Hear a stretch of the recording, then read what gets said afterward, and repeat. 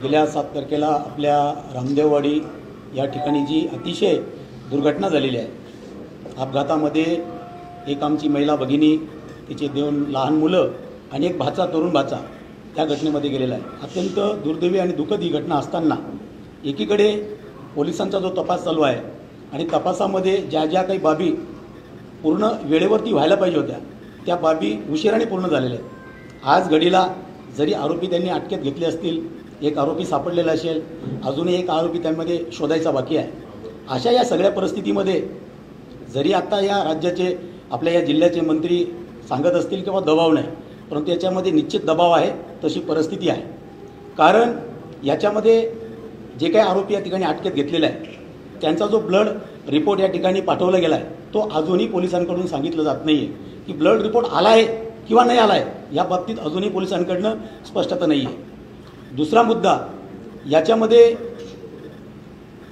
जे काही आता NPDS जे काही गांजा त्या गाडीमध्ये सापडलेला आहे त्या अनुषंगाने जे काही आता गुन्हेगार त्याच्यामध्ये सेक्शन वाढवले, खऱ्या अर्थाने याच्यामध्ये प्रॉपर तपास व्हायला पाहिजे असं आम्ही पोलिसांकडे वारंवार ठिकाणी मागणी करतोय।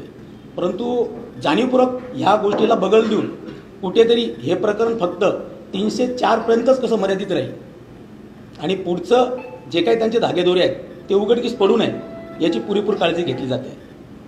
नुकताच दादा काल परवा जो काही आरोपींना मारहाण केल्याचा व्हिडिओ या समाज माध्यमावरती व्हायरल केला जातोय आणि त्या अनुषंगाने त्या ग्रामस्थांमध्ये, पीडित कुटुंबियांमध्ये एक दहशतीचं वातावरण निर्माण केले जाते की जर तुम्ही या प्रकरणामध्ये जास्त भूमिका जास्त लावून धरत असाल तर जो काही मारहाण झाला आहे आरोपींना ते काही दाखवत आहे।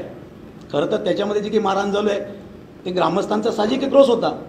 एक लहान लहान लेकरं आपल्या डोळ्यासमोर अक्षरशः अशा विचित्र अवस्थेमध्ये ते गेलेले आहेत, एक आमची तरुण भगिनी गेली आहे, तर ग्रामस्थांचा तर रोष हा स्वाभाविक राहीलच ना।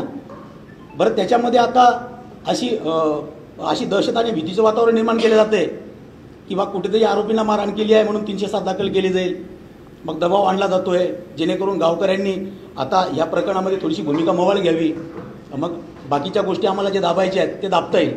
परंतु चाळीसगाववरनं आमच्या सर्व बंजारा समाजाची टीम, तसंच महाराष्ट्रातून सर्व विविध सामाजिक संघटनेचे आणि आपली शिवसेना महाविकास आघाडी दादा नेहमी त्या सगळ्या गोष्टीमध्ये बारकाईने लक्ष घालतायत। आमची सगळी शिवसेनेची टीमही त्याच्यामध्ये लक्ष घालतायत। मी देखील एक शिवसैनिकच आहे, त्याच्यामुळे ह्याच्यामध्ये कुठल्याही गोष्टीला ते बगल देऊन कुठं दाबादाबीचा जर प्रयत्न होत असेल तर कृपया आम्ही ते होऊ देणार नाही। आणि तसा जर प्रयत्न झाला तर निश्चितच बंजारा समाज, भटक्या विमुक्त समाज आणि सर्व जाती धर्माच्या लोकांना मिळून शिवसेना महाविकास आघाडीच्या वतीने या ठिकाणी या सगळ्या गोष्टी रस्त्यावरती आणून प्रसंगी आंदोलनही छेडले जाईल।